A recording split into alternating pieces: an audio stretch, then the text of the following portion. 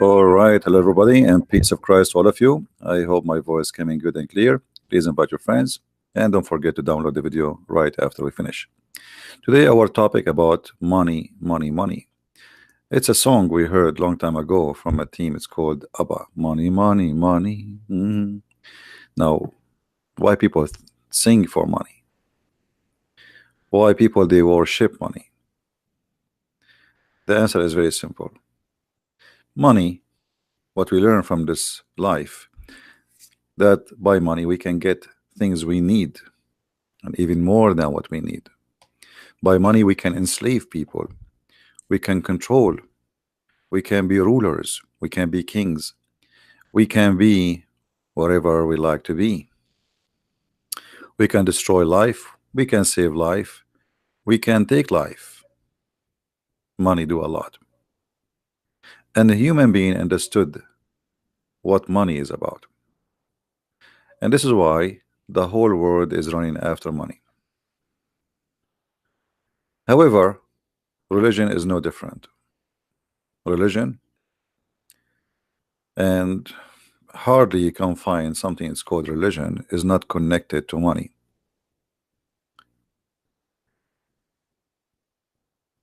What Jesus, our Lord, he said about money?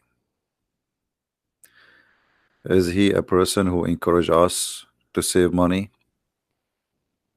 to save a treasure for tomorrow? He said, look at the birds, who they have no worry. The birds, they don't, they don't have really storages of money and security. They are birds. They live for today. They go and pick up some food and bring it to their babies. So we have totally different messages in Christianity from what Islam speak about. The Messiah, he said that you cannot worship two masters. You cannot worship two masters. You cannot work for both. Work for both here mean, you serve who? You cannot serve two masters. For they don't match. The money and God, they don't match. And that is clear what he meant. That either you are with God, you serve God, or you serve money. The second you serve money, you are not serving God. And that's mean that God and enemy, they are not in the same, let us say, direction. It is two opposite direction. But this is not the scenario in Islam. In Islam, you serve Allah when you serve money. And today we will focus in this issue. Now there is many verses in the Bible speaking, Jesus speaking about that money will not help you, money will not save you, etc. And but the clear message is you cannot serve two masters. The second you are a person who is after money, you have a master, and that master is the money. In Islam, the story is different. In Islam, Allah himself, he need money. Allah himself, he promised heaven for those who give him money. Now for sure Allah is not a person who exists. Allah is a fake God. Who is the one who will get the money? That's Muhammad. So Muhammad, he convinced the Muslims that if you give me money, you are giving a mortgage to Allah.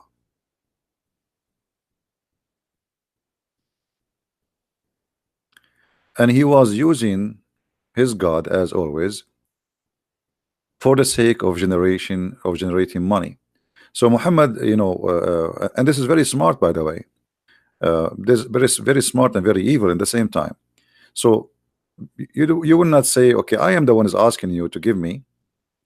No, it's Allah. I'm telling you what Allah said. So now you are not just thinking about making a donation to Muhammad. No, don't you want to save yourself? Do you want to save yourself or not? So you have to give a mortgage to Allah, and Allah will pay you back in heaven. And who is the one who will collect the money? It is Muhammad. And Muhammad, he keep using that all over the Quran. Even he was asking the Jews that you should give me money too, because God, he ordered you to give money to the messengers.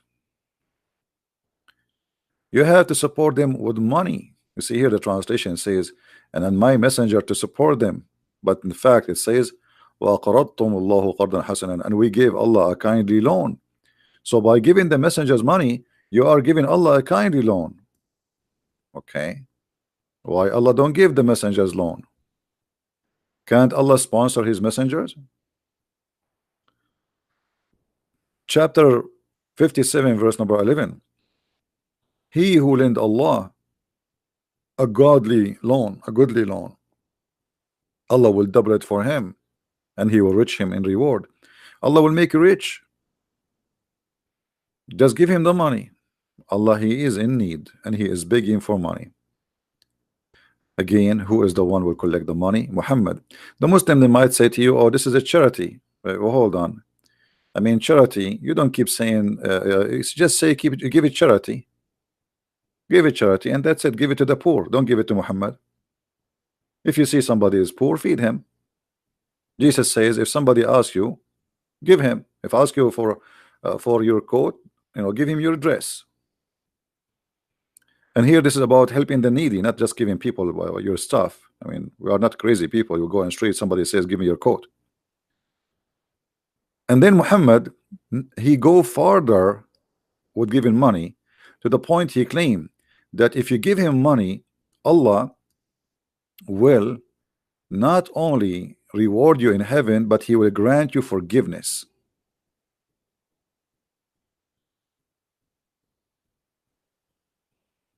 Do you see it? And here we need to ask ourselves, can we bribe God? Like now, if you gave the nation to Christian prince, God will forgive you from your sin. That is silly. That is really silly. What forgiveness have to do with giving money to somebody? You cannot bribe God. You will be forgiven for reasons. In Christianity, when the Lord, he taught us how to pray, they asked him how to pray. He says, say like this, our Father art of heaven. And there is something important in that prayer where he says, forgive to us the same as we forgive to others. So the first reasoning for forgiveness in Christianity is we forgive to others so we might be forgiven, not because we give money. You know what I mean? In order to be forgiven by the Messiah, by our Lord, the first condition is to forgive. You don't deserve forgiveness. Why I want to forgive you if you don't even forgive to others? You don't deserve it. So you're asking me to forgive you, but you don't want to treat the same people like, I mean, somebody hurt you, forgive him. You hurt me, you asked me to forgive you, so you don't forgive. Why I will forgive you? Not is because of you paid money to Jesus, you will be forgiven. What Muhammad here is saying, that if you give me money, Allah will grant you forgiveness. Allah will grant you this forgiveness. And that, obviously is far away from the truth. And Muhammad always, he used to scare people, to make them pay money. He is a professional scammer. If you remember, when Muhammad, he made a speech to the women, saying to them, I saw that most of you are going to be in hellfire. What was the solution?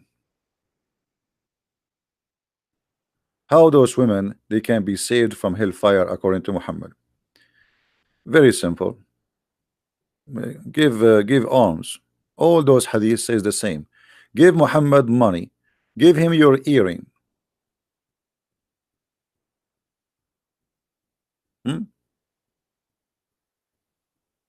Give him your earring. Give him your money.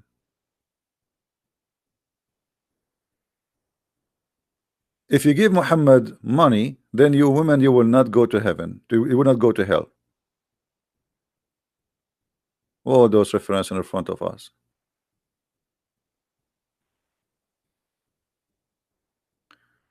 Muhammad right away he says, "Oh women, most of you are going to go to hellfire. So give alms."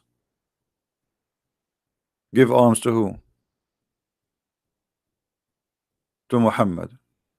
And Bilal, he start collecting the earring and the rings of those women, golden earring, silver earring, golden rings from those poor women, because Muhammad he convinced them that most of you are going to go to hellfire. So give us your earring. Give us your earring if you don't want to go to hellfire. And Muhammad here actually he confirmed that women, they are, you know, half a brain. And one of the reasons they are going to go to hell, for they are half a brain. And because she have her period, which is very stupid. Very stupid.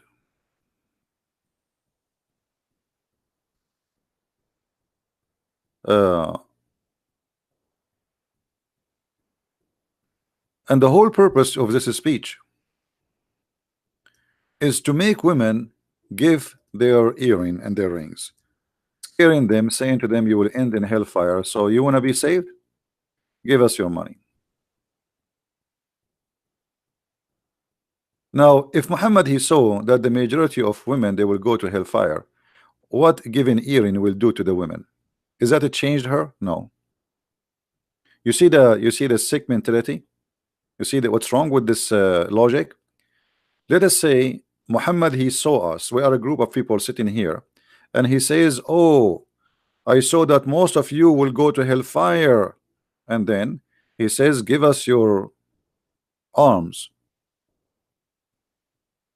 What does that mean? Just by giving you some earring and rings, we will not go to hellfire now? Nothing changed on us. We are still the same. We did not change the way we do things. Women, they still women. They still have their period. So why they will go to hell? They will not go to hellfire no more if we give their earring. Simply because if you give your earring, now you are Muhammad, he grant you forgiveness.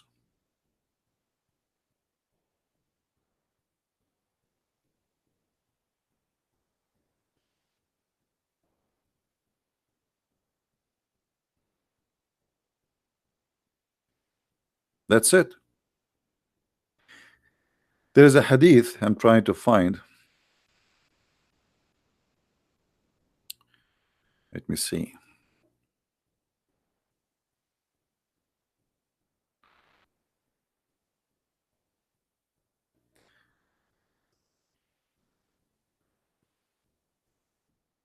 Why Jesus did not say, if you give me your money, then you are going to be forgiven, forgiven.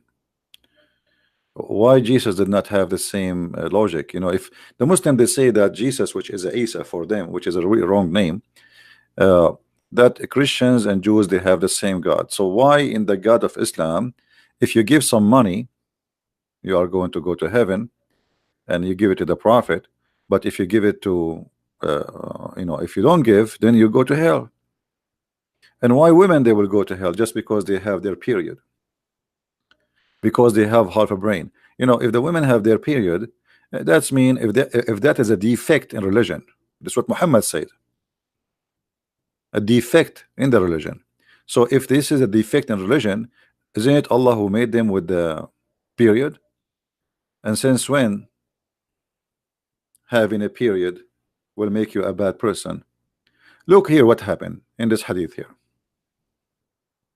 He commanded them to fear Allah. Why? Because he said to them in the beginning, he was working with Bilal, his slave, and then he says to the women, directly speaking to women, then he moved away and he went to the women, and Bilal was with him. Bilal is the money bag.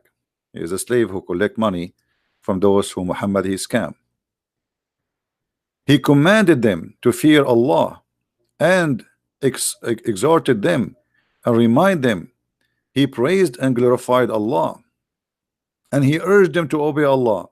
And then he said, give it charity, for most of you are the fuel of hell.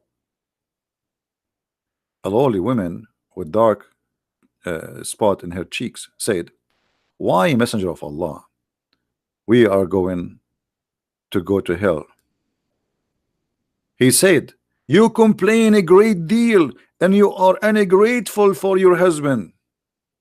And then the women, they started taking off their necklace, earring and rings, throwing them to Bilal. Do you see it? So he scared those women, those poor women, and you are going to go to hell. You are the fuel of hellfire.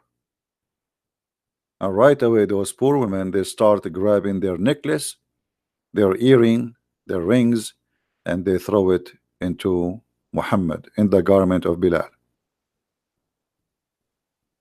This is a very well-known strategy by all cult leaders. If you listen to, there's many TV stations, they claim to be Christian stations. They are the same as Muhammad.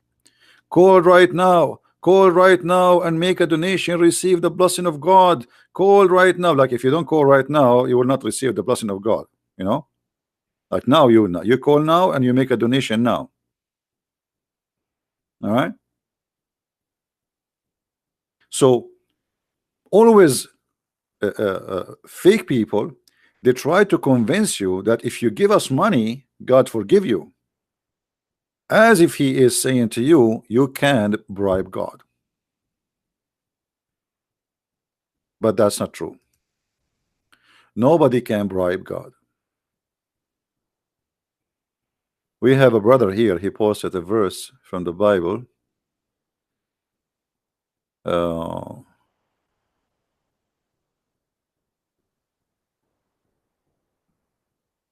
Yeah, actually he just posted a verse for us. You guys, you can read it in Psalm 49. Thank you for that verse. So you cannot bribe God. You cannot earn forgiveness by giving money to someone he claimed that he is the one who presents God. And here Muhammad, if you think about it, when those poor women, they are Bedouin women, poor women, they start taking their earring. Do you know what is that? What those earring and the you know, jewelries they have for them? I mean, this is their saving. At that time, people, they don't have really, I mean, there is no bank, there's no, this is the saving of the women. The husband, he marry her, before the marriage, he buy her some jewelries based on what he can afford, and then she wear it all, and she live with it, she sleep with it, because there is no security. You know, there is not like, you know, houses is the door, you can push it with your foot if there's a door actually. So those women, this is their security, this is their saving. And now you see he is targeting women, as just because you are a woman, you are guilty. He didn't say, oh, men. He's talking to women. And those poor women, they start throwing their earring and their rings. Here, we notice Muhammad used the strategy of fear. The strategy of fear is very simple. That you are going to go to hellfire, and if you don't do that, which means give me money, you will go guaranteed. But if you give me the money, then you might go to heaven, because I going to connect, you know, I will pray in your behalf. And actually Muhammad, he said that in the Quran.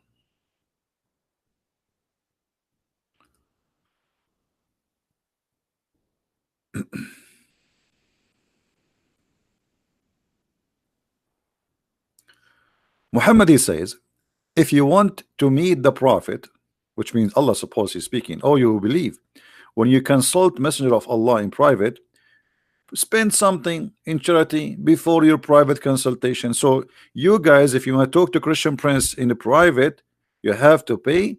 If I am Muhammad, you have to pay me, Muhammad, You have to pay me as Muhammad money, otherwise I will not talk to you in private. Anyone remember that Jesus refused to meet somebody unless he pay him first? Do you know how much money Jesus can make? A person who can raise people from death, a person who can make the blind see, a person who can heal any illness by a touch. How much money he can make? You can imagine? Imagine if Jesus now he opened a clinic in this miserable earth. How many millions and billions of people they will attend the clinic of Jesus? Healing is guaranteed, perfect healing, and it's for free. Muhammad, who healed no one, who has no miracles, yet if you want to speak to him in a private consultation, you have to give him money. There's a verse in the Quran, and I don't know if any of you remember it, where Muhammad he kicked a man because he is poor from his house. The chapter of Abasa wa Tawalla.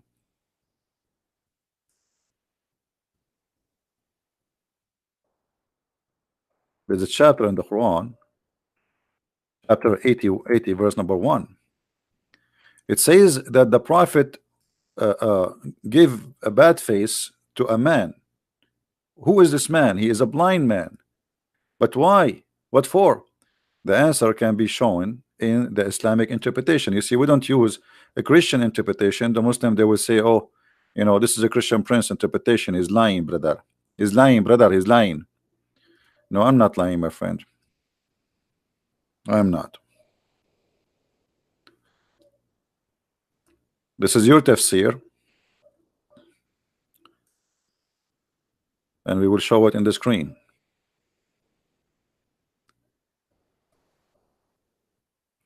Muhammad was busy with a bunch of businessmen. This is the book. It's called Asbab al-Nuzul, which means the reason for the verses to come down.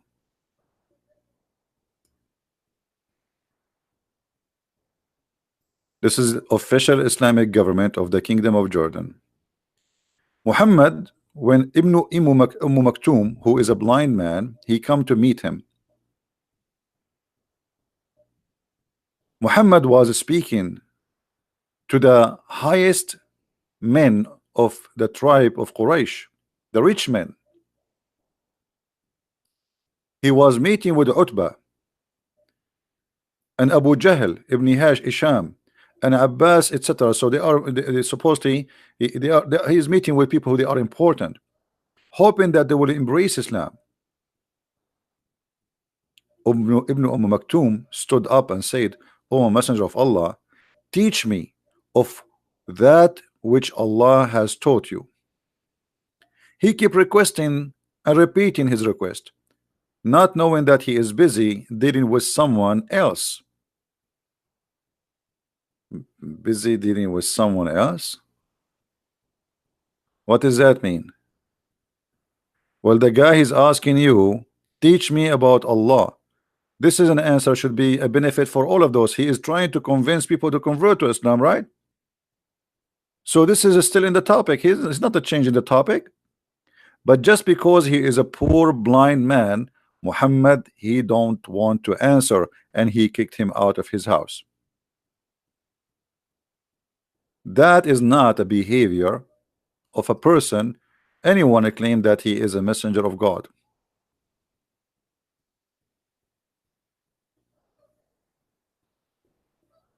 Why a man who is a messenger of God want to do such a thing? Shall we go to Ibn Kathir and see what Ibn Kathir will say about this?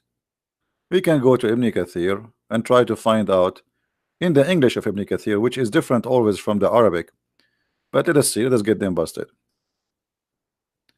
This is Ibn Kathir, chapter 80,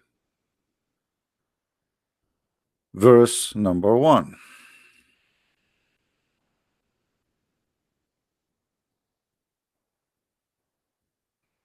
All right. Do you see it says here he was addressing one of the leaders of Quraysh, rich men, leaders, businessmen. He's trying to make them accept Islam. So Muhammad here in this verse, and this is the Muslim interpretation, saying that if you are a poor blind man, Muhammad, he will kick your ass. And if you are a rich man, Muhammad, he will give you all the time you need because you are a leader. Ibn Maktoum, who was from the earliest people to accept Islam, yet Muhammad, he kicked his ass and he was rude to him. Even the Quran confirmed that. But somebody might say, okay, why the Quran reporting the story? After Muhammad he did that, people, the same people who Muhammad was meeting them, they start saying, look at this guy, he claimed to be a prophet of God, yet he was rude with the blind man who believe in him. You know what I mean? Because they witnessed this. They witnessed that the Muhammad, if he is a good man, trying to convince us that he is a prophet of God, how a good man he will do what he did to the blind man in front of our eyes. So Muhammad, in order to wash his hands from being guilty, he make a verse saying, Allah says to me, why you did that? This is wrong. Do you see the evil of Muhammad? He make verses supposedly God saying to Muhammad, why you did that?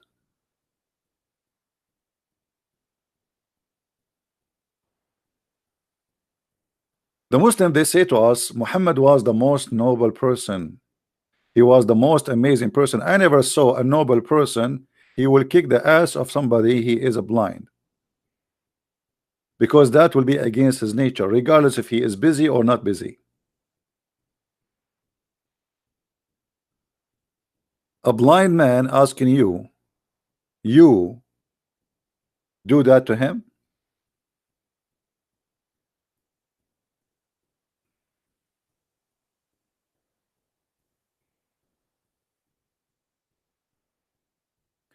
And actually, this blind man, he helped Muhammad to fabricate Quran.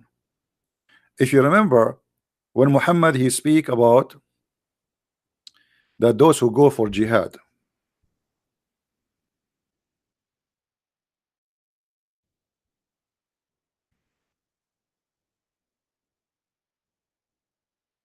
Muhammad was speaking about those who go to jihad.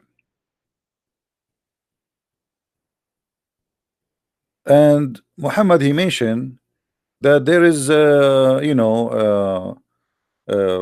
certain people, there is no sin on them if they don't join jihad. Okay, but when Muhammad he mentioned that, Muhammad he forgot to mention the blind. Ibn Maktoum, he said to him, and what about us the blind?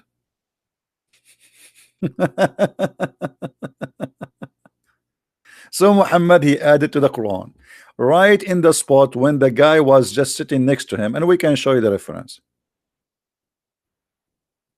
which is proving Muhammad to be a false. The guy he just said to you,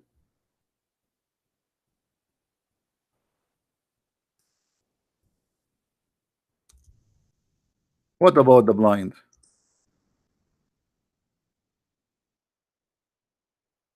If we go to the verse, chapter 24, verse number 61.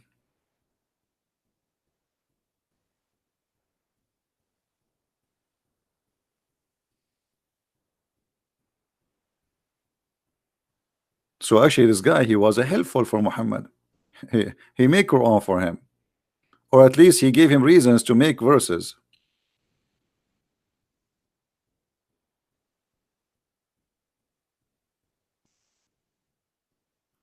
And this is why he added, there's no blame upon the blind, no blame upon etc., because Ibn Maktoum, this person, the same person, he is behind this reason.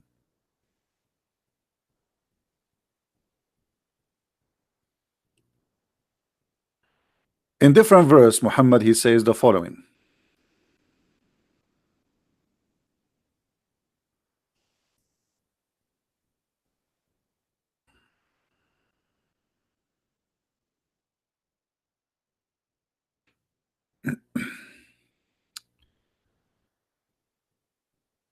Read with me carefully, please. Of their goods take alms so that you might purify them and sanctify them and pray in their behalf. Have you ever heard of a religion like this before?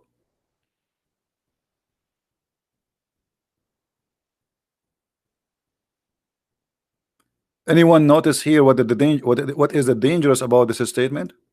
Who notice? Let us see from you guys. I want you to think with me. What is the problem with this verse? As you see, this is not my translation, this is not my website, this is your Islamic website, this is your Arabic, this is your English.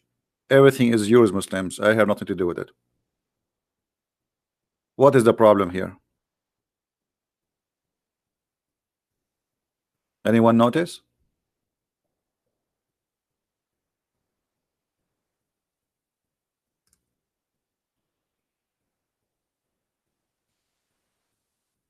You can bribe Allah, exactly, but how you can bribe Allah? He gave us details. If you pay Muhammad not only he is a prophet, but he will pray in your behalf. Do you see it? You do not need to pray no more. This money you give is going to purify you, sanctify you, and Muhammad now is going to pray in your behalf. So the money you give to Muhammad, Muhammad is in hire. You want to hire Muhammad? Give him money. You don't need to pray, and you are going to be purified, and you are going to be sanctified, and then he will pray in your behalf. If there is more clear proof that this guy is a scam,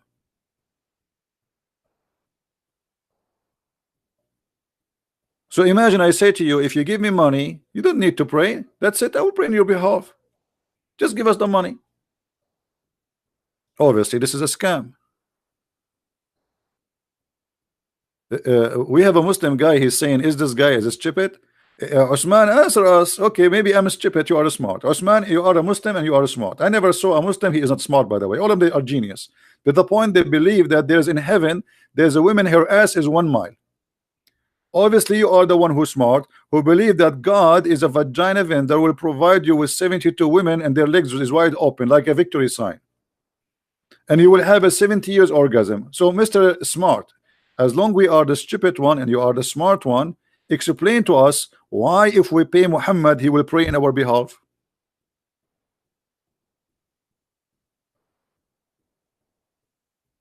Do you know, Mr. Smart?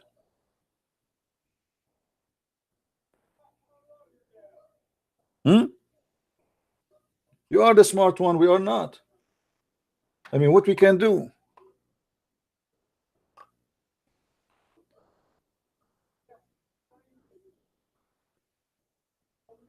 He see a lot of poor people will go to heaven. My friend, he see a lot of people will go to heaven, but yet his best friends, all of them, they are rich. He promised Uthman ibn Affan, and he make him the caliphate after him because simply he is a very filthy rich.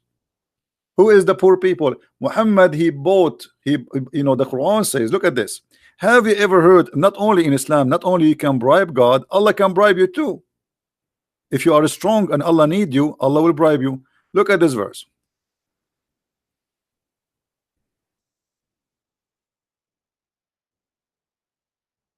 Always those who claim to be prophet of God, I mean, they have to make some nice speeches. What, he will say the poor people will go to hell? But obviously he is always in the side of the rich. If you read this this verse look nice, okay. And by the way, here it says وَفِي الرِّقَابِ. It says here in translation, and to free the captive. It doesn't say that. Al-riqab, it says here sadaqat, the alms is given to this and this and this, and to the slave. Nowhere it says free the slaves. Now, but look at this here. وَالْمُؤَلَّفَ قُلُوبَهُمْ. The one, their heart need to be reconciled. Anyone knows what is that about? Anyone knows what this is about? Who here remember what we said before about this verse? Who is the one their hearts are to be reconciled? You believe it or not, Muhammad, he bribed people to convert to Islam. And this is written in their Islamic books, and this is in the Quran too. Abu Sufyan, he was a very important man, a war warrior. His family are they are criminals. Muhammad, he needed them. And actually, because of Abu Sufyan, Islam expanded. Abu Sufyan family is the one who occupy all the Islamic world we know today, not Muhammad. So Muhammad, he bribed Abu Sufyan and his children, and he gave them at least 100 camel each, and gold and silver. How we can prove that?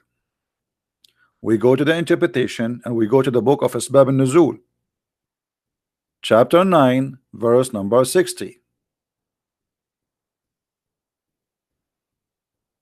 You see, nothing from my own. Everything I show you is from Islamic websites, and I have nothing to do with it. I have nothing to do with it. Read carefully. And those whose their heart are to be reconciled, so that they might become a Muslim. So Muhammad, when I give money, he is buying believers, he is buying warriors who they are fighters, criminals, saying, I will give you money. You see, I take money from people, but I can buy you too. I'm a businessman. How you can make somebody's heart go to Islam by giving him money? It's a bribe. So he is saying here, and those who their heart are to be reconciled, so that they might become Muslims, or that Islam might be firmly established. So Muhammad is using those people to establish Islam. Allah cannot establish Islam. He needed their money. He needed those people. So now he is sacrificing money. He's buying them, and then their peers might become Muslims that might defend Muslims. You see, they are warriors. They are criminals. So see, they will defend. They are fighters. And this was Abu Sufyan family. If we go to the book of Asbab al-Nuzul, this is Al-Jalalain. We go to the book of Asbab al-Nuzul. Oh, in Asbab al-Nuzul, not translated. It's gone. Shish kebab. Bingo. You see? Read carefully with me. Read carefully with me. And those who their hearts are to be reconciled, give them gifts such as Abu Sufyan's and his companions. Do you see it? And they were 15 men.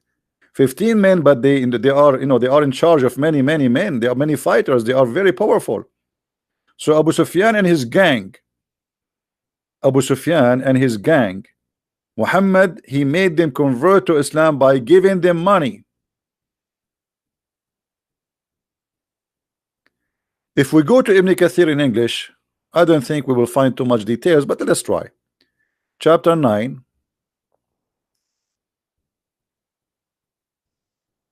verse 60.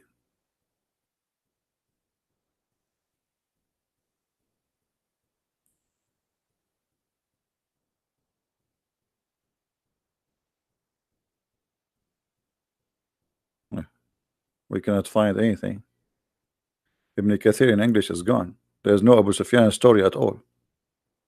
It's shish kebab. Disappear. Yeah, we cannot find it as usual. Nothing new. Nothing new.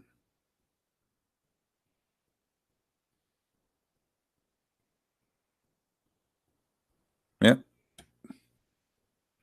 So Muhammad, he accept a bribe, and he will pray in your behalf, as we showed you, and he will sanctify you by giving him money, And Muhammad too, he used money the same way he used money for his benefit, promising you going to heaven. He bribed people to convert to Islam, and those who their heart, okay, he could not convince them to convert to Islam. What he can do? Well, give them money. Those people, they like money, so take money and convert to Islam. Now, how Muhammad, he is a prophet of God, and how Allah is God, except that somebody he will convert to Islam by money, paying him money, and that is okay. You know what I mean? Unless this is a pure cult.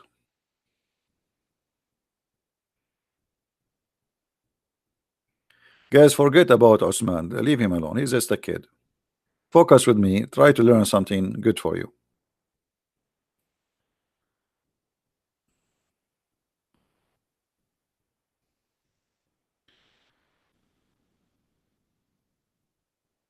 What if I pay somebody to convert to Christianity? Is that really a real conversion? That's fake. That's false. So what? Are we fooling God now? So I give you money, you became a Christian. Are you saved? You're not saved. You're going to go to hell. Actually, me and you will go to hell now. Because you did not convert because you believe. You convert because of the money. So you worship the money. That's why the Bible says you cannot serve two masters. You cannot serve money and God. So we have totally two different agenda and totally two different belief. So those naive Christians who says to you, oh, Islam is Abrahamic, Islam is Abrahamic, shame on you. Shame on you. If Muhammad he used some names in his cult, does not make him, or does not make those names belong to him. What if somebody 10 years from now he says, I, a Christian prince, he support me and he accept me, but he is a big fat liar? He can use the name of somebody people they like, and this is exactly what Muhammad did. He brought names which you like so he can make a delicious dish for you. Somebody wanna put a poison in your food, he will put it in your best food, not in the toilet seat. Do we agree? In order to put poison for you, I have to make you believe first that this food is good to eat. I'm not going to put it for you in a piece of ugly old cheese, smelly cheese. You will throw it in the garbage. I will bring you the best of the cheese. I will bring you the best of the salad. I will bring you the best of the food you eat, you like to eat, and then I will put my poison there. So he brought the names which you like. He brought Musa's, he brought Abraham, he brought even Jesus, supposedly Isa, and he brought Mary, and he brought all the good names, and he put them in his book so you can eat.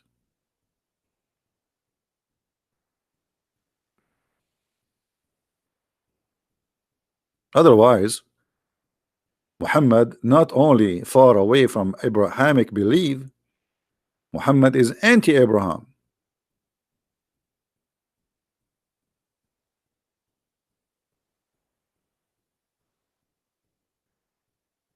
At the same time, we have tons of evidence that Muhammad he have no answer to debate those who debate him in his time. As an example, the Christian and the Jews, they did not accept Muhammad for a second. And because Muhammad is a liar, he have no answer. So how Muhammad he answered the Christians and the Jews?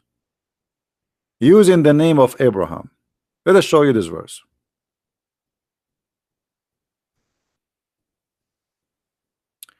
Ye people of the book, why dispute ye about Abraham when the law and the gospel were not revealed till after him? Have ye no understanding? Which means, are you stupid? Now look who is stupid here. Muhammad saying to them, you are debating me about Abraham, but you came after Abraham. But isn't it he is the last one to come? Here you notice that this cannot be from God. This is from a stupid idiot who have a very low IQ. There's no way God here is refuting the Christians and the Jews, because a stupid God only will say such a thing. If you are the last one, then how you come with such a logic? Ye, why you are disputing about Abraham if you came after Abraham? But you came after the Abraham, after the Jews, after the Christians, and based on your logic, you are the last one who have the right to dispute. You know what I mean, guys?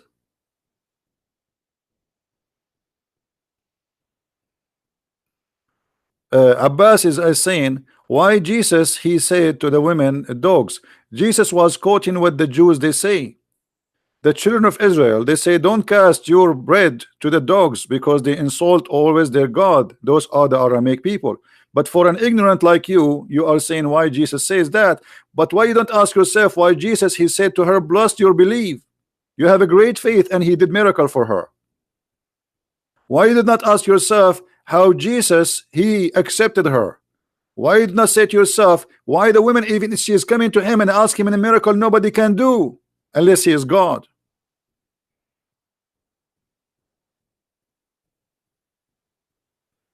And as long you are against people to call somebody dog, why your Quran saying that we are the worst of animals? Hypocrite Abdul.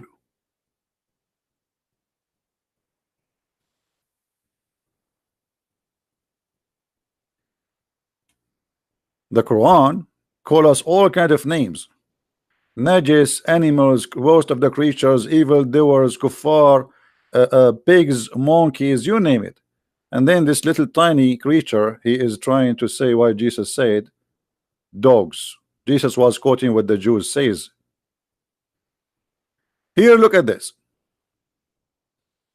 If Muhammad is a prophet of God and the one is talking here is God, there's no way God will say such a stupid statement. The one who came after, he have no right to dispute with the one who came after him. This is what the verse saying. But based on this, Muhammad is the last one to have the right to dispute.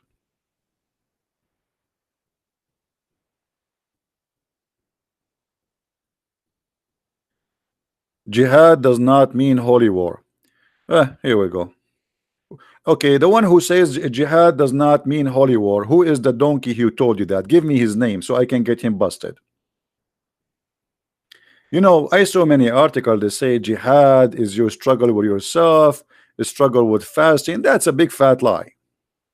This is, yes, there is many meaning for jihad, but the jihad which a Muslims will get a reward with is the one who do go and kill.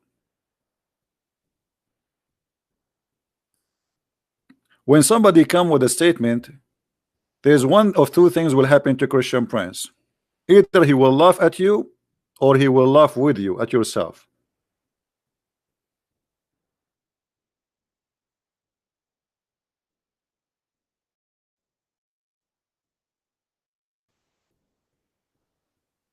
The jihad which Muhammad promised the Muslims, the version 4, is going and killing anyone who don't believe in Allah.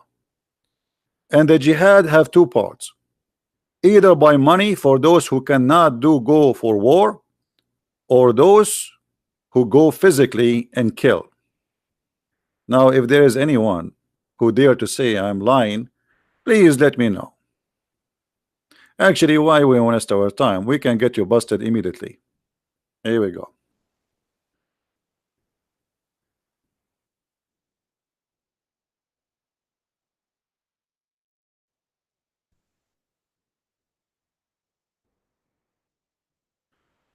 All right. Who is the best of of the Muslims? Who is the best of Muslims? Is the one who do jihad. But who is the one who do jihad? Let us see Muhammad giving us the definition for that. The one who strive in the way of Allah with his wealth and his life. What does that mean? Go down a little bit. He said, a man asked him, O Messenger of Allah, which of the men is the best?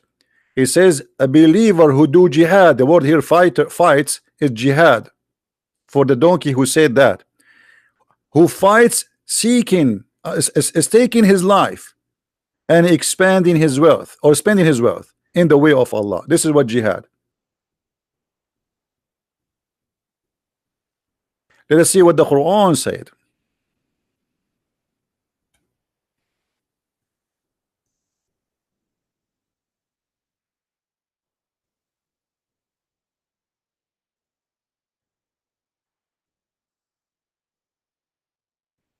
We have tons of verses about jihad. Kill, kill, kill, kill.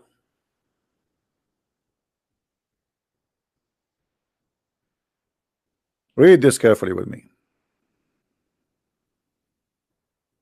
Allah has purchased. He what? He has purchased money again of the believer, their life and their money. Their life and their money. For their, between two brackets, in return, is paradise. They fight in his cause, and they slay and are slain. Where is the donkey who says to us that jihad does not mean to holy war? Where is that donkey who said jihad is not a holy war? Put your ears up. You do not need to put your hand up. You know, you're a donkey. Put your ears up. Do you see how they lie to you? Is that a Quran or this is a Christian Prince book?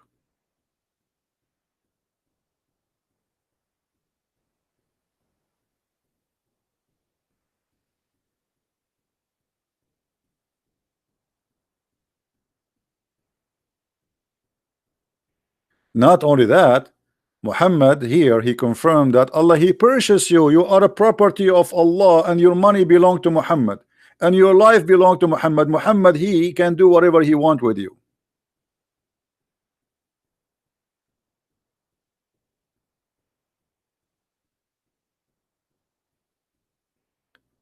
Well, we don't want to change the topic to talk about sex and jihad, but if you want to have tons of reference, you can go and get my book, Sex and Allah.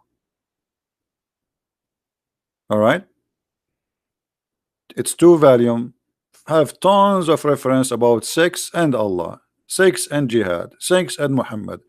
Everything have to do with sex. But remember, I did not put in my book everything about sex in Islam, otherwise I have like 10,000 books to finish this topic. So I made them in 2 books summarizing what and the connection of Allah and sex. The same as we are talking here about some evidence of the connection between Allah and money.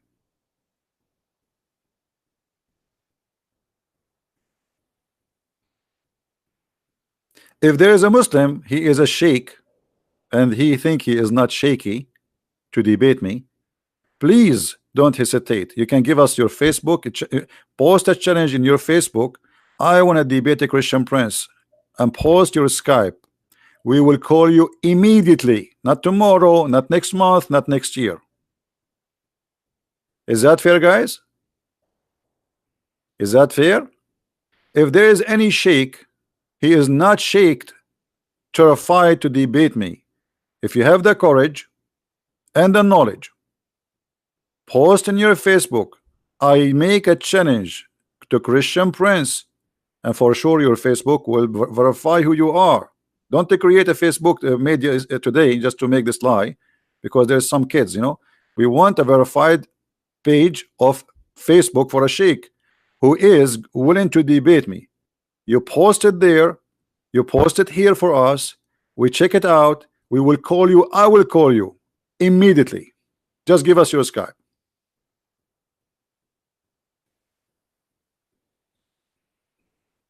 Anyone there?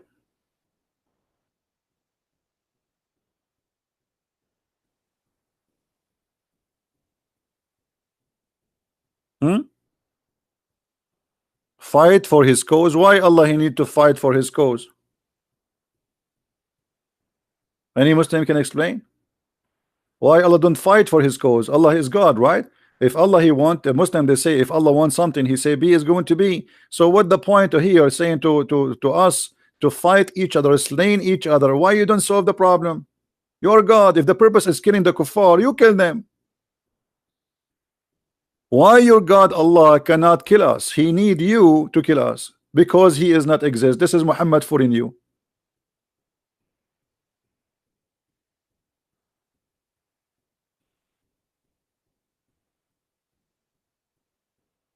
Allah long time ago he made a threat to people like me, saying to them, if you don't believe in Muhammad, look what we will do to you. What he will do to us? Brother, if you don't believe, brother, in the Prophet Muhammad, brother, Allah is going to erase your eyebrows, and Allah is going to make your mouth close, and your nose is inside your head. Let me show you the interpretation. Chapter 4, verse number 47.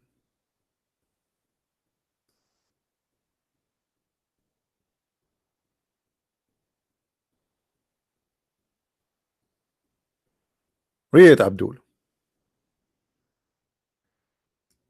The proof that Allah he need you to force people to convert to Islam is in front of you. Allah is a shish kebab.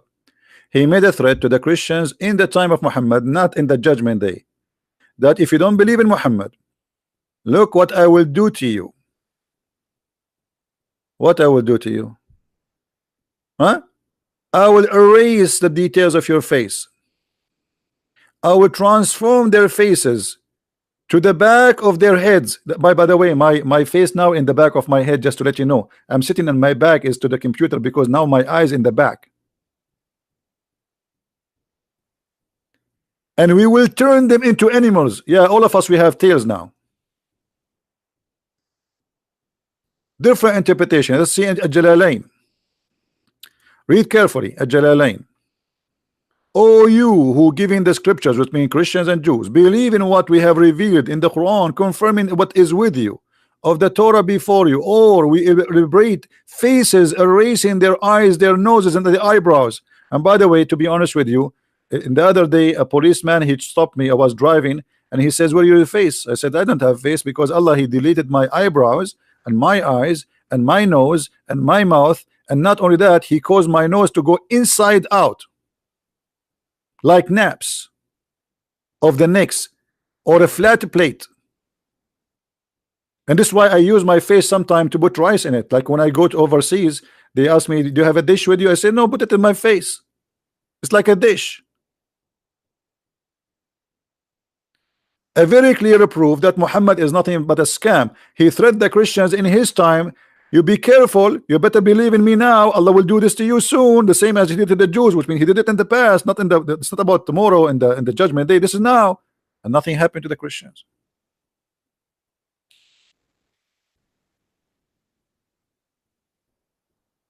Allah will make my nose inside. That's something.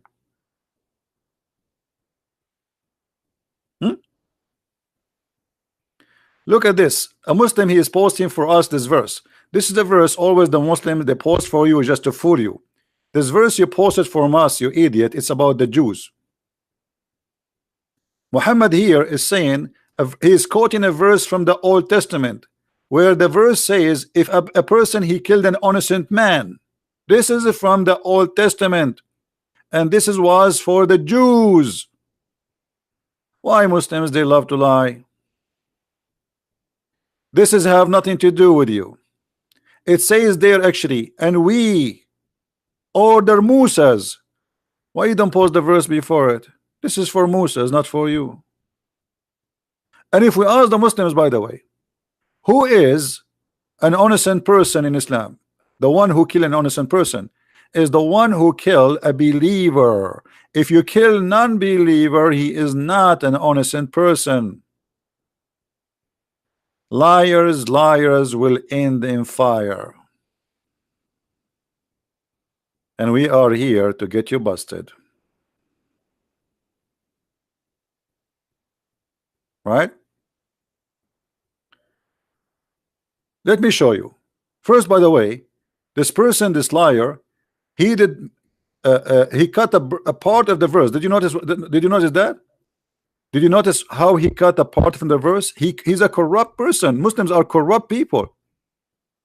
Let me take a snapshot of what he posted us, and this is the verse in the Quran. He cut the part where it says we made it obligation for the children of Israel. He cut that from the verse because he didn't want to show you that this was for the Jews, not for him. And Muhammad was quoting the book of the Jews. Do you see it? This is the Quran. Why he cut that part? Why he cut the part where it says the children of Israel? Because this is the whole idea. Islam is a scam. Why you cut the verse? This is the same verse. Where is the part where it says, and we gave that law to the children of Israel? Because you are a liar.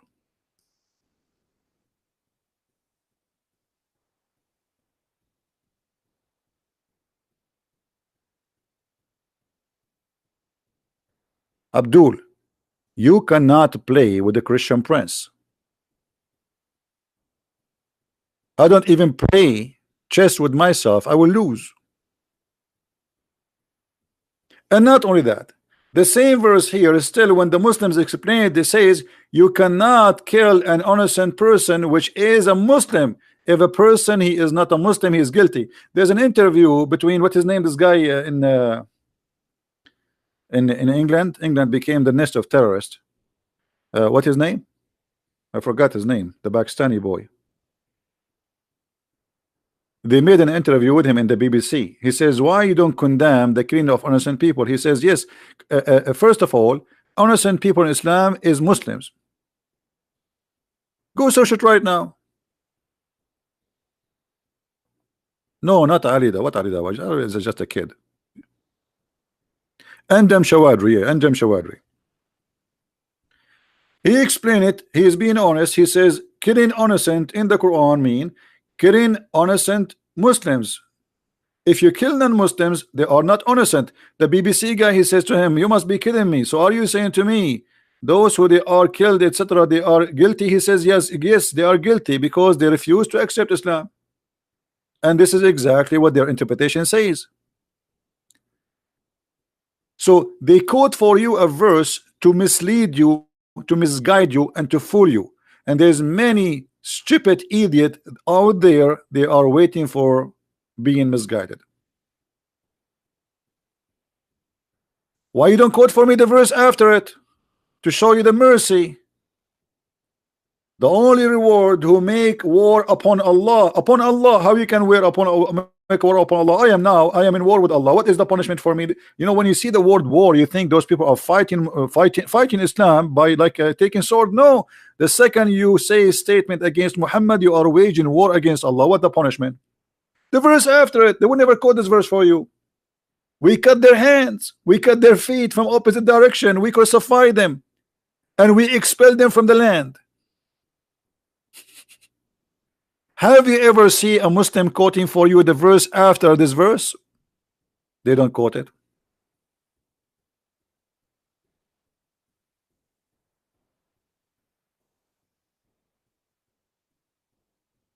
It's just the verse after it. This is the verse, and here we go. This is the verse after.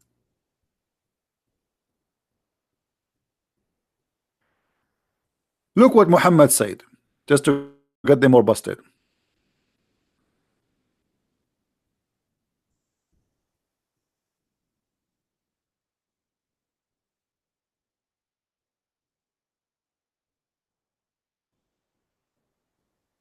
Yeah, this is what I said, that this verse was not for the Muslim. This is a quotation from the Old Testament. Muhammad, all those hadiths saying that I've been ordered to kill all mankind except Muslims. Do you see it? I've been ordered. Here they use the word translation fight. Fight what? By zucchini? Fighting by the sword. I've been commanded to fight all the people. All people what? All mankind. Till they declare that there's no God but Allah and Muhammad is the prophet. And if they do that, and they pray as we pray, and they slaughter as we slaughter, and they eat as we eat, and they face the Qibla as we face the Qibla, and they pay the zakat, and blah blah blah, all the condition, and then and only then their blood and their property is secured from my hand. Do you see it? So what is the war? What war we are talking about here?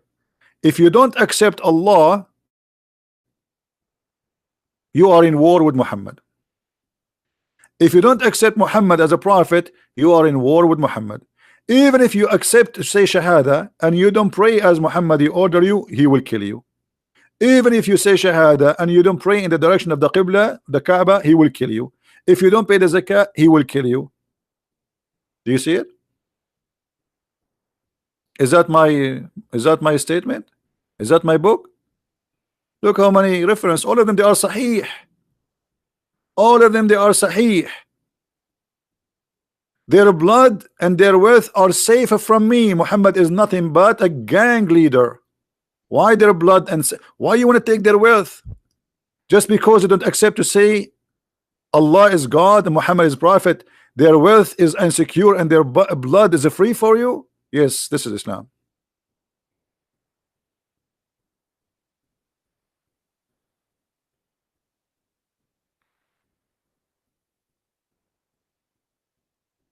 Not only that, Muhammad, he says that people, I was victorious by terror. He is a terrorist. From a distance of a month.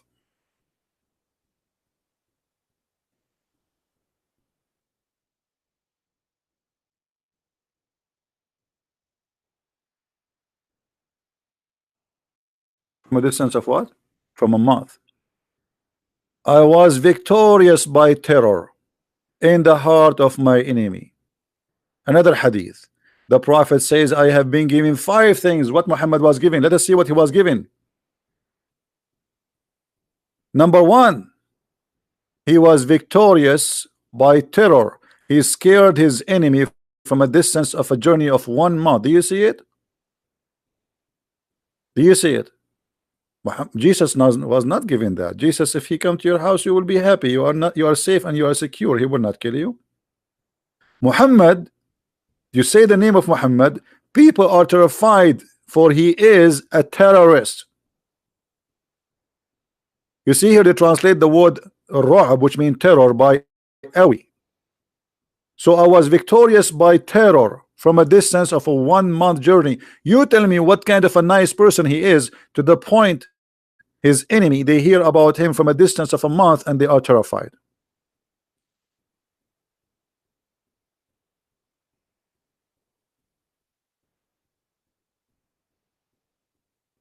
Now we go to the second part of our topic. Go back to the money. Money is not only Muhammad he pay you, money is how Muhammad he buy you. We showed you how Muhammad he bought the family of Abu Sufyan, but what about heaven?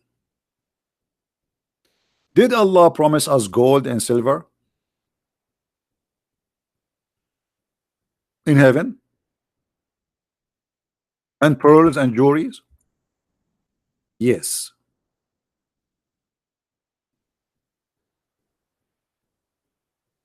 Read carefully with me. Allah, he take your money now, but he promised you money later.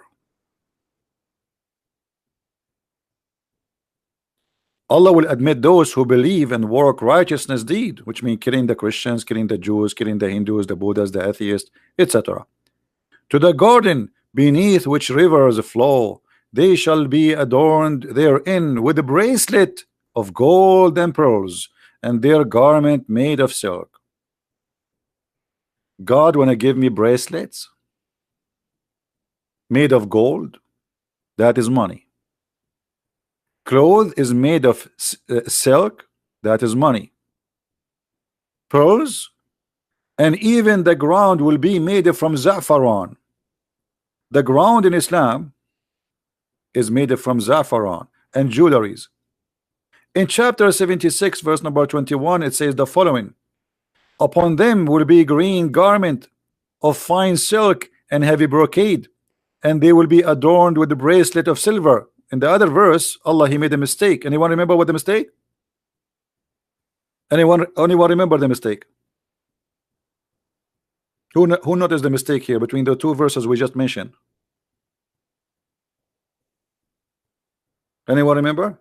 There's a mistake, clear mistake in the reward. No, one verse saying that you will have gold, and the other verse saying it says a bracelet from silver. Correct? one verse saying that Allah will give you a bracelet from silver. This verse. The verse before it, Allah, he says Allah will give you a bracelet from gold. So which one? Here it says asawira min fidda, bracelet of silver. But didn't he say you will have a bracelet from gold? Which one?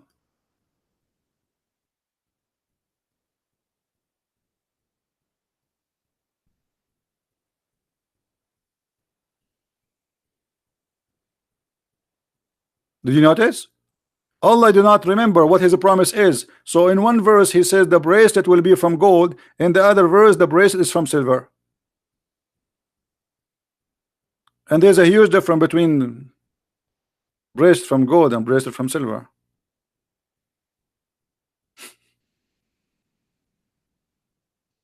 And here you ask yourself, what is the value of gold in heaven?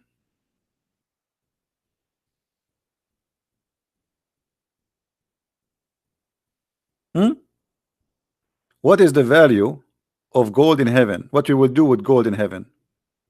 I mean, this is the most stupid silly heaven ever.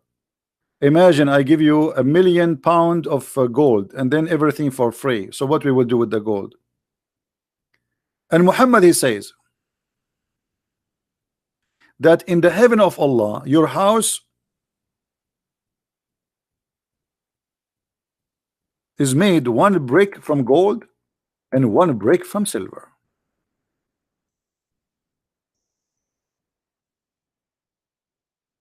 If you have a software to do like what they call it, you know, the software they use for engineering, like to design houses, try to make a wall or a house, and try using your software to color the wall with two colors, gold and silver, because one brick is gold, one brick of silver.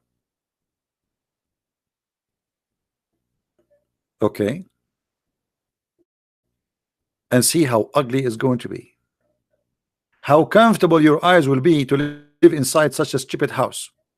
I prefer a cabinet or a cabin made from wood. Will be a lot nicer, so friendly, and I will feel like a human inside it. Being inside a box made from metal, that is not a house.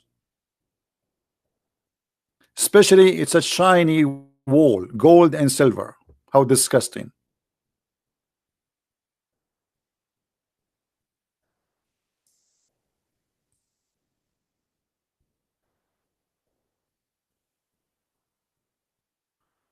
Let us go and see some description.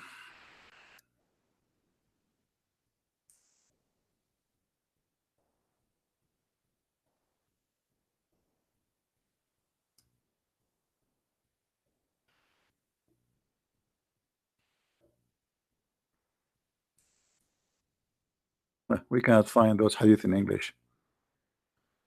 Oh boy.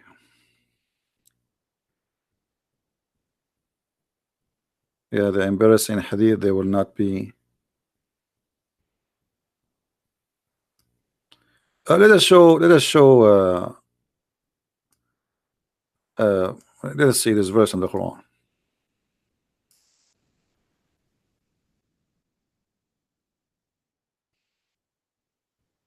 Look at this description for the heaven.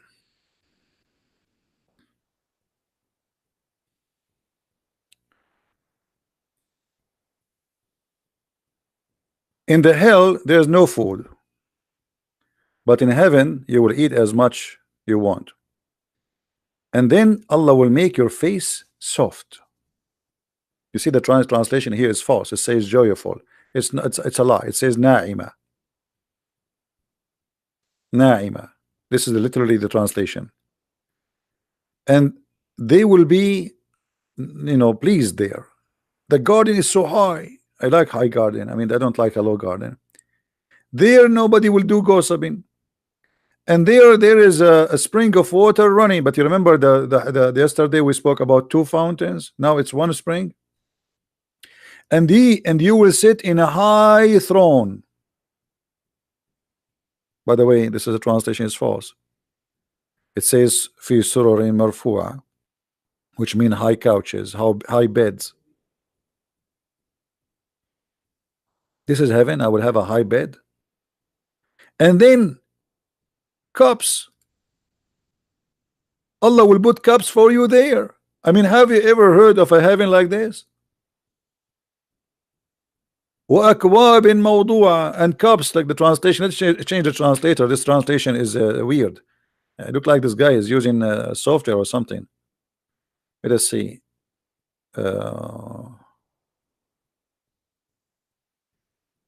Here we go. See? And cups set at hands in heaven, my friend. You have cups there. I mean, you enter your kitchen, brother, you have cups. Have you ever heard of God? He's promised me to have cups in heaven.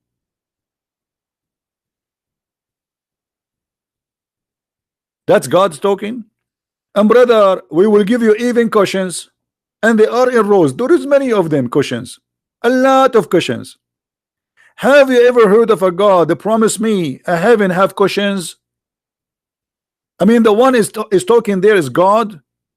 This is Muhammad fooling those poor Arab who sleep in the floor. Hey Abdul, I will give you a cushion. Are you serious, prophet? Yes, brother. I will even give you cups, because those Arab don't have cups. The cups only is in the hand of the Persian and the Roman.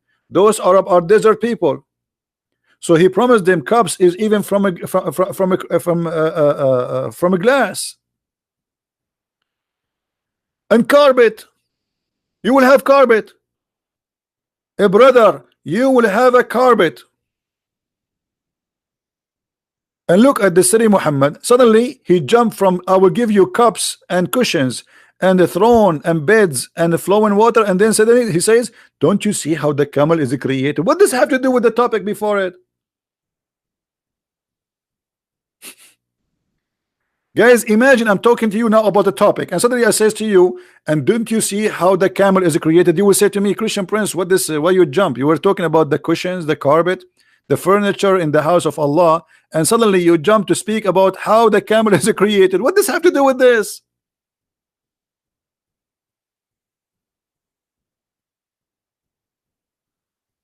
I mean, this guy, he have a diarrhea. He don't know what he's talking about.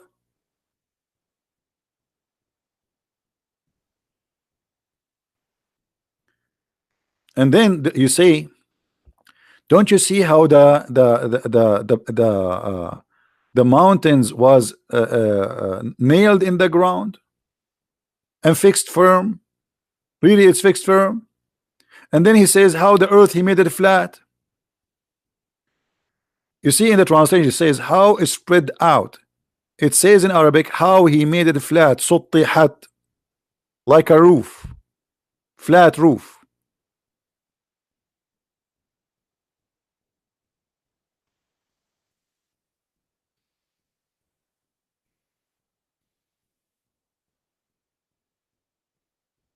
And yet they say to you, Islam makes sense and Islam is a religion. Islam is a crazy, is a cult.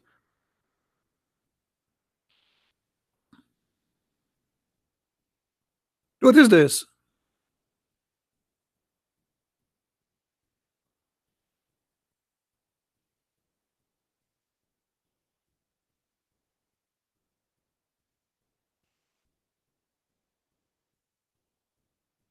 Look at this one. Hold on, let me show you this one. We mentioned that Allah will give you cups, right? Okay, read this one with me. You believe it that this is God talking? First of all, around you, brother, there will be boys. You will be reclining in your bed. Imagine that. Recline in your bed. And you will be facing each other. I mean, look at this description. So brother Abdul Shabir Ali will be facing brother Shamsi. His bed is here, his bed is there, and they are facing each other.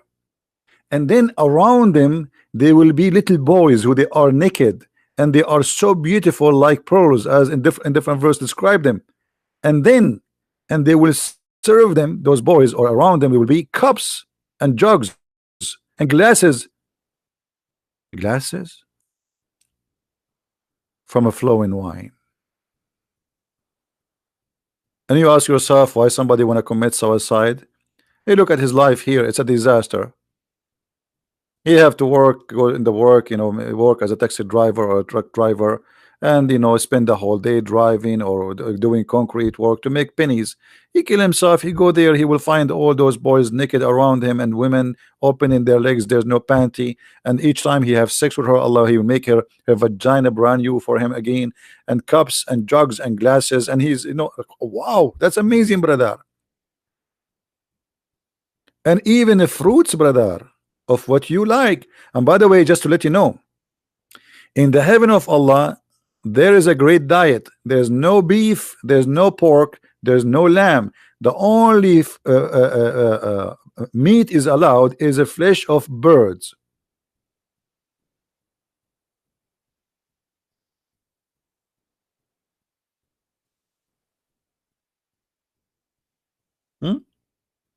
This is the open buffet of Allah. Only chicken, no shrimp. That's it. But hold on, actually somebody here, David Kenwood, he said something important. Guys, the Quran says Allah will give you flesh of birds, right? But do you remember when Muhammad, he says the first meal people will go and eat in the heaven, what is this? Who remember? Who remember?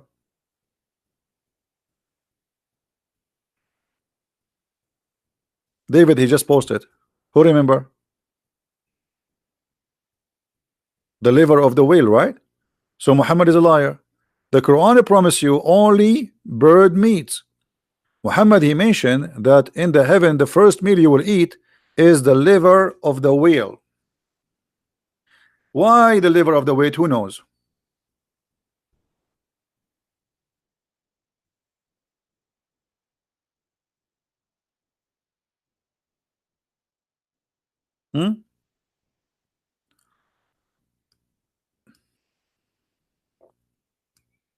Why the liver of the whale?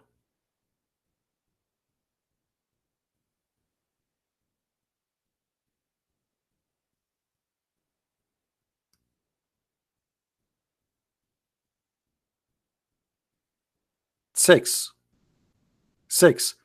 The Arab, they believe that if you eat from the liver of the whale you will become a porn star.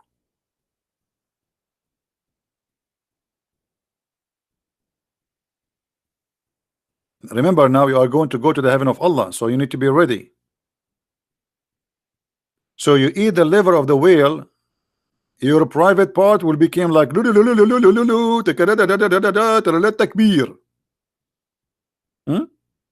Viagra, thank you very much. And look, actually this story here is the most hilarious story. A guy, he came to him and he said to him, I came, brother, to ask you a question about the three things nobody knows unless he is a prophet. Hold on, guys. He's asking him a question about three things nobody knows unless he's a prophet, but the guy, he know the answer. Because later he agreed with him. No problem, nobody knows the answer for it unless he's a prophet, but the guy himself, he know the answer. Let it go. Firstly, what is the first portent of the hour? Secondly, what is the first meal of the people of paradise? Thirdly, what make the baby look like the father? And each answer is hilarious. And then Muhammad, he says the first meal, etc. And then look what make the baby look like the father. And if the man, now he explained how the baby look like. If the man discharge proceed the women, then the child resemble the father. And if the women discharge proceed the man, the child resemble the mother. And this is, nobody knows the answer for it except the prophet, brother. This is why if I ever get married, I will never have discharge first. I don't want my son to look like me. What a disaster. Even I go to Walmart, everybody leave. Alhamdulillah. I enter a store, everybody's out. I go in the elevator, nobody there. Even the airplane I am in, even the captain, he leave. Like the airplane is by itself. He hit the parachute and he flee. True story, by the way. This is true story. So now you know how you can have a good looking baby. If your wife, she is good looking and you are not good looking like me, then don't have orgasm first, Abdul first. Hello? The prophet, he knows best.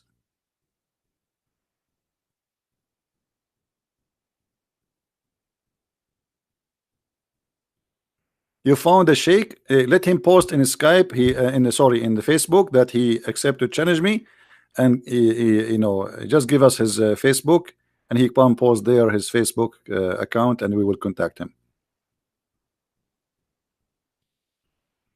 Hmm?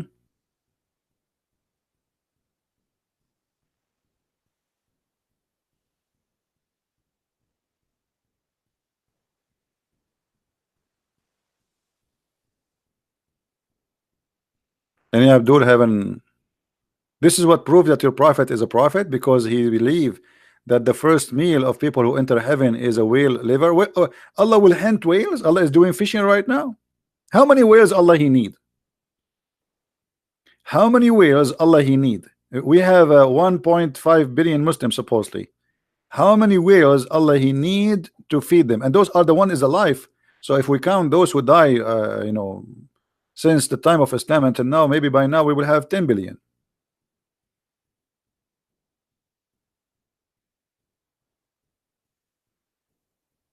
We need a lot of whales.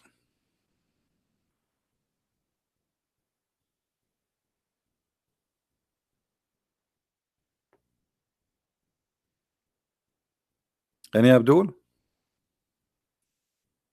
Yeah, but yeah, maybe Allah would take that whale, the one who carried the earth. Yeah, good one, Andrew.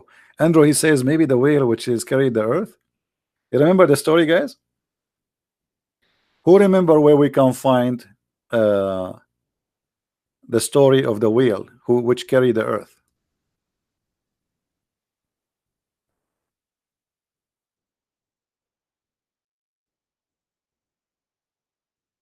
Who remember?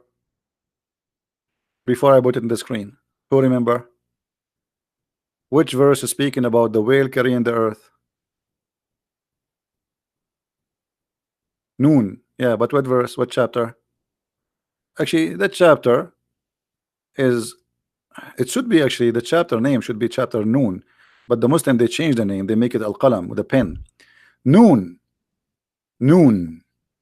It is one of the miracles of, look at the translation, guys. Look at translation. Look at how funny. Noon is one of the miracles of Allah. Why? It's a letter, brother. It's a one letter. This is a miracle of Allah. So if I say noon now, I made a miracle. Noon is an Arabic letter.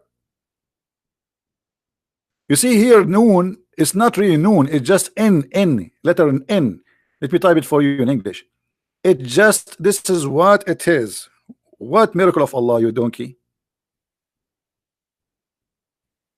But because they cannot explain it, it's a miracle, brother. That's it. This one says noon. In Arabic, when a letter alone, we give it like a name, so we call it noon. But it's a letter N. That's it. This is a miracle of Allah. Why? Is Allah the one who made this letter? But if we go and to try to find out what this noon mean, you will be really amused. Shall we go and see what noon mean? Just for the sake of education. Chapter 68, verse number 1.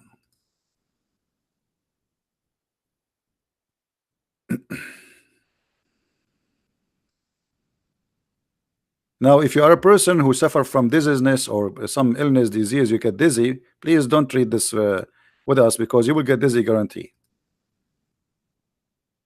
Noon. What noon mean? Brother, Ibn Abbas is talking, the cousin of the Prophet himself.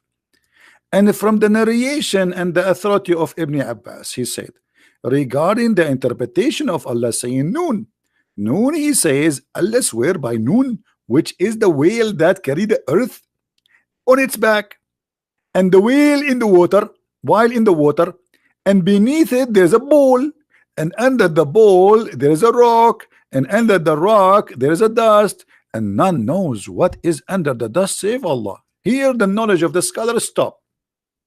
Don't ask me more questions. I do not know. I could not go deep in the ocean more than this. That's it. My knowledge arrived to the dust, and the dust I do not know. Please don't ask me.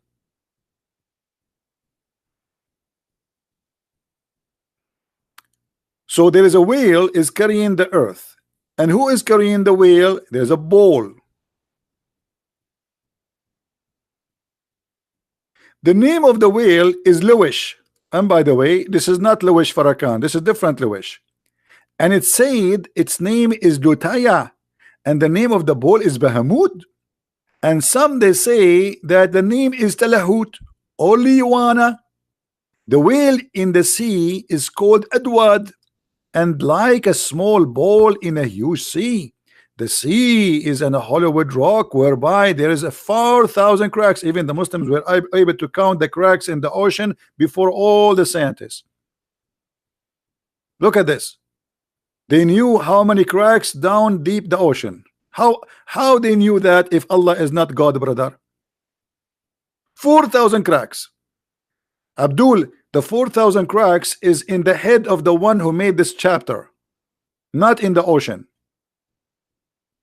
And from each crack, water spring come out to earth.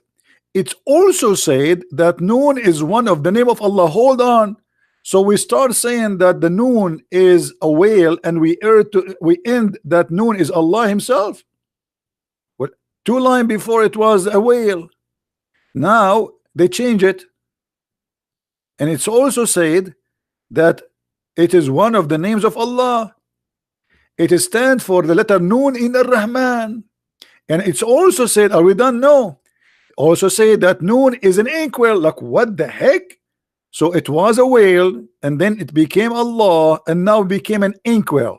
Allah have an inkwell, in case you do not know. Allah swear by the pen.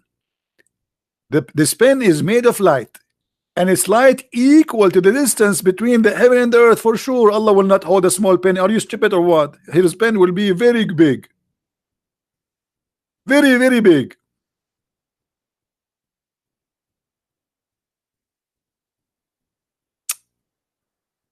Oh boy. How many of you feel like converting to Islam? And by the way, supposedly this is interpretation. This guy is explaining. Anyone understand anything now? Is it better before the explanation? I mean, after the explanation, now we are getting more dizzy. So which one is the correct meaning? I mean, this is the interpretation. This is the explanation. And the funny, the Quran says, Allah said that we made the Quran explain the Quran in great details.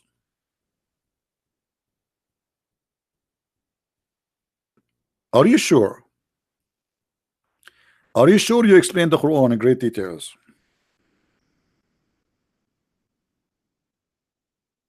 I can't tell, brother.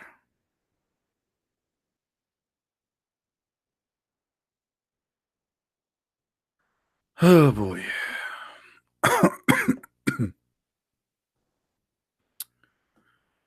Do we have any Abdul have a comment? He just don't agree with us, something?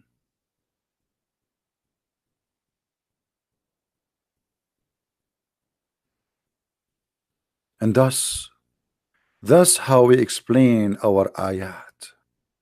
Allah explained them. Are you sure? That's a hell of explanation.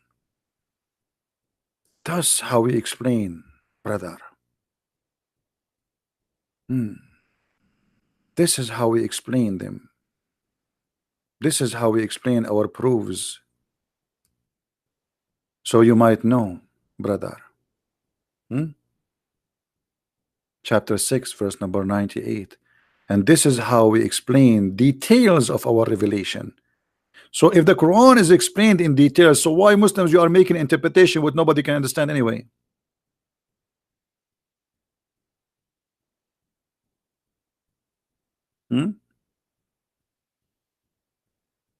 Any Abdul?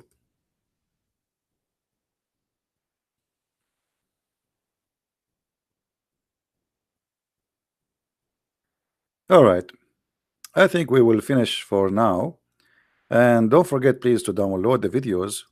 If you like to learn more about Islam, feel free. You can go to Amazon and search for Christian Prince, and you'll find the list of my books in all languages. And remember, for those who speak Spanish, we have our book in Spanish already out for those who speak Spanish. And we have in German, we have in Swedish, we have in French, and for sure in English. So if you are a person who care to read and educate yourself, please feel free and get your copy. Now,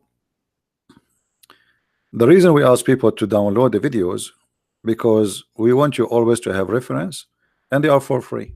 It doesn't cost you money. It's for free. All the time we give here is for free. If there is something I can do more, every day I give many hours of my day for you guys for free. I lose my voice, I spend my time. This is a topic which for me very annoying, by the way. I don't like it, but because there's nobody to replace me, nobody can take my place, somebody have to clean the garbage, and that is me. Cleaning garbage is not fun, but somebody have to do it. Otherwise, all of us, we will get sick. Otherwise, trust me, I am sick of this cult. My head is a library of garbage. Nothing useful. But as you see, sometimes even garbage is useful, because many people, they might be misled, misguided, and they've been fooled and to convert to Islam. So I'm using the garbage which is in my head, which is about Allah and Muhammad, to save many people as I can. So please help us. Download the videos, share them. It doesn't cost you money. It just take a click, post it in different place. You can cut them pieces, topic by topic. Like today we mentioned many things. You can make them 15 minutes each or 10 minutes each. It's up to you. Or you posted the whole thing together. If you speak languages, you can translate the videos, the short videos, make them short. That will make it easier for you, an easier project, and add a subtitle any language you wish. My friend, don't make me feel that I'm wasting my time. I'm here to educate you, so one day you will not be left alone. And one day I will die. All of us, we will die. But your child, he will go in the internet, and there's tons and millions of people that are trying to hunt him down, make him believe in such a stupid cult. So what we do here is extremely important. If you see how many messages I receive from people who left Islam, or people who are thinking to convert to Islam, you will not believe it. Same time, you will get the blessing. If a person who leave Islam, or a person who was thinking to convert to Islam, and saw a video you posted, even though it's my video, but because you posted, you receive the blessing of saving a human being life. Yes, you do, because it is you who posted the video there. It was your hand who helped this person to be out of the ocean of hell. So help us, so you might help yourself. You know, many, they say, well, Islam is far away from me. What if your child come to you today and he heard a child in the school saying to him Islam is from the true God, and he tried to fool your son? What you will do? How you can refute him? How you can? Already he's brainwashed. It's going to be too late. So share your knowledge with your family, with your friends, even with your children. For sure, each one of them depend on his age. Don't wait until the danger come. Explain what the drugs is, not after what your child take a drugs. Explain what AIDS is, not after your child is get infected. It's too late. What we do here is an extremely for your health and the health of your family and your society. Help us, so the Lord will remember us in his book. Time will come and the Lord will ask me and you, how many hours you spend a day in your life to serve me? How many hours? Sadly, many of us will say not even a minute. Me myself, I have a lot of hours. Still, I feel guilty. I feel I can do more, but I wish really I can stay all day long talking. But the more you get older and etc., like you sit in behind the table. I used to sit behind the table for 10 hours, 12 hours, 13 hours. Actually, sometime even a day or even a day and a half non-stop. but the more older you get, the more harder it get for you to sit. It's not easy.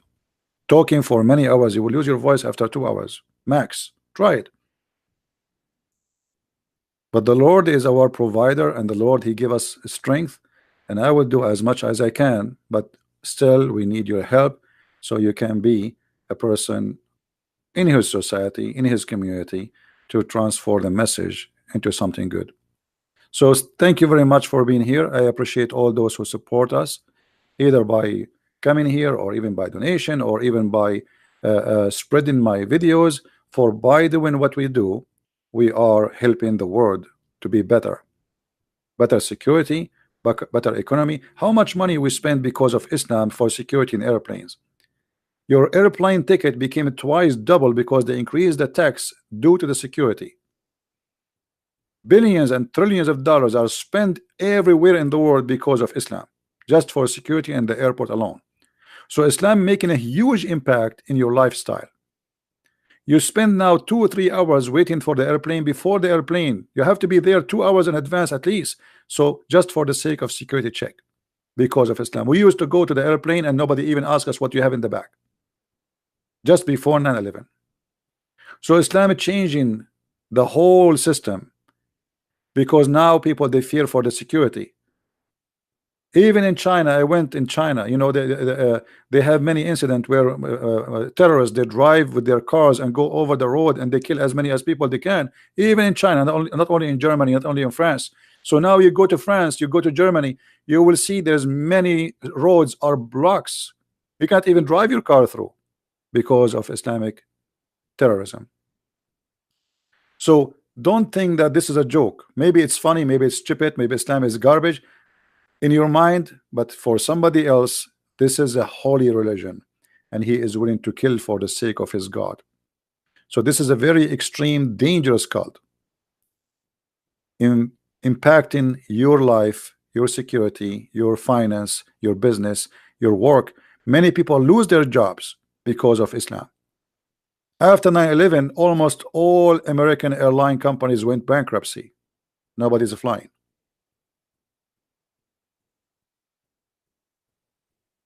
So be careful, my friend.